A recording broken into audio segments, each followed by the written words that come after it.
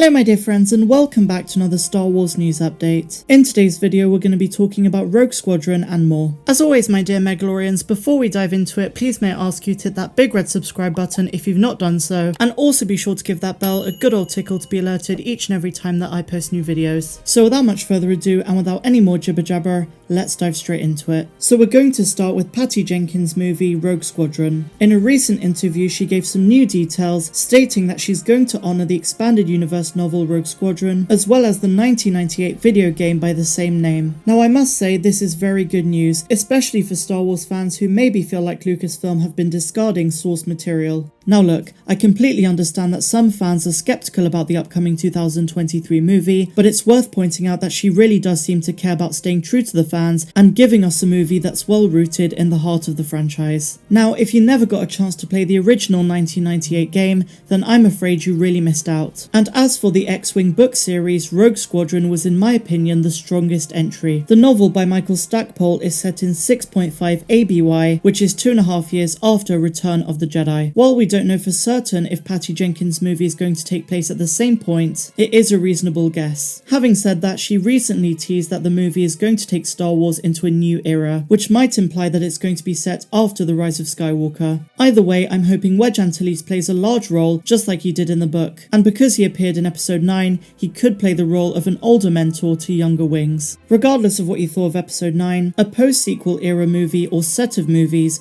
would definitely be something I know a lot of fans want to see. Now whether or not we get a continuation of the Jedi subplot with Rey is a different matter, but I don't think that that's what Jenkins has in mind. On the subject of Rogue Squadron, we've been so focused on other shows like Kenobi, The Bad Batch, Boba Fett, that no attention has been given to the next big Star Wars movie. Then again, we're 2 years away from its release, but there is definitely a lack of hype. But with all of that said guys, let's take a look at this article. While filmmaker Patty Jenkins has a wealth of mythology to embrace from legends, she also pointed out that the upcoming Rogue Squadron would take the concept into a new era to embrace unexplored elements of the franchise. From the first time the project was announced, Jenkins made it clear how much he wanted to make the best fighter pilot movie of all time, with it sounding as though the previous adventures featuring the squadron helped her establish the tone and setting. In her own words, she says, "I'm in love with all 3 projects on my plate right now. I'm definitely doing Rogue Squadron next, and I'm excited to do Wonder Woman 3. She goes on to say the Michael Stackpole books and the video games and all of the Rogue Squadron books, there's an incredible history that's really important to honour. And yet it must be brought into a new age because we have to tell a new story with it. And so you're trying to blend the best of everything and make it the great fighter pilot movie. It's a big brew of things that you're trying to put together and still trying to keep a simple story." Fans first became familiar with Rogue Squadron thanks to brief mentions in the opening Hoth scenes of episode 5 The Empire Strikes Back, but when the original trilogy of films concluded, the adventures of the elite pilots were continued in a series of books, now relegated to legends. While the concept of the film might not be as well known as other parts of the franchise, Jenkins also detailed how she understood that tackling the concept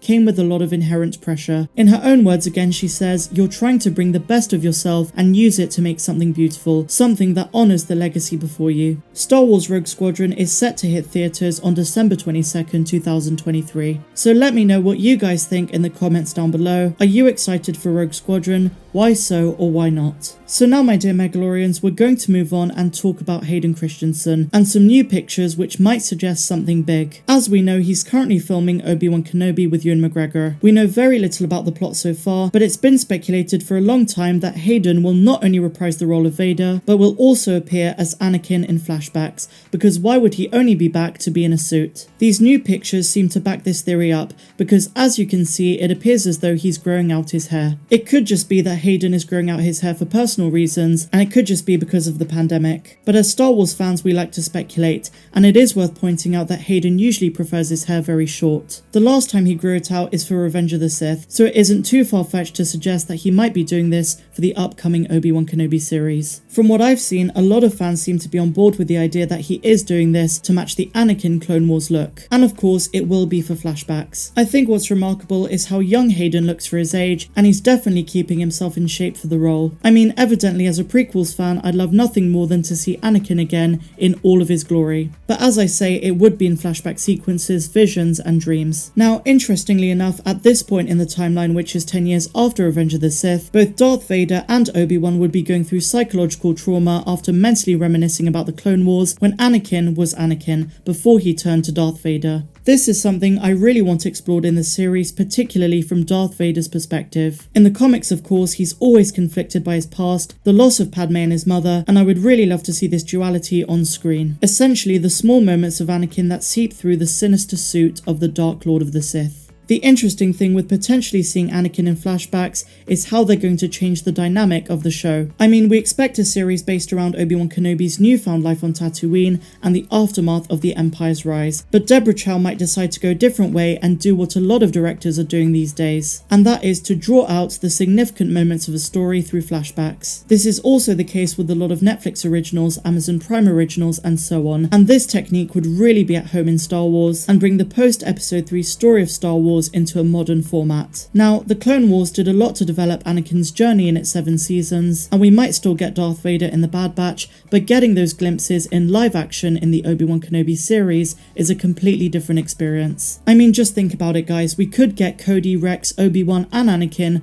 all in the same flashback. And I think Lucasfilm know just how much prequels fans want to see that. A lot of us were kids when Revenge of the Sith came out, and now that many of us are in our 20s and 30s, the nostalgia and emotional impact would be significantly more profound. But what do you guys think? Would you be excited to see a Clone Wars flashback of Anakin? And are you as hyped as I am for the Obi-Wan Kenobi series next year? Changing the subject briefly, just a quick reminder guys, tomorrow is episode 10 of The Bad Batch. As always, you can expect a full episode breakdown and also some subsequent follow-ups where I go through different aspects of the episode. I couldn't be more hyped, and I hope you guys are excited as well. So finally guys, we're going to finish on the subject of the Acolyte. Recently, Leslye Headland stated the show is going to be inspired by The Phantom Menace. She said that of all of the Star Wars movies, episode 1 was the one that resonated with her the most. She wants to use themes and motifs that are found in The Phantom Menace and apply them to her upcoming Darkside series. The Acolyte is set 200 years before the Skywalker saga, and as such, some elements are going to naturally seep through. For example, the politics, the rule of two, and so on. I understand that there are a lot of people who are very skeptical, but as I've said before, I'm going to give this one a chance and remain open-minded. In a sense, because the show is set during the High Republic, just like The Phantom Menace,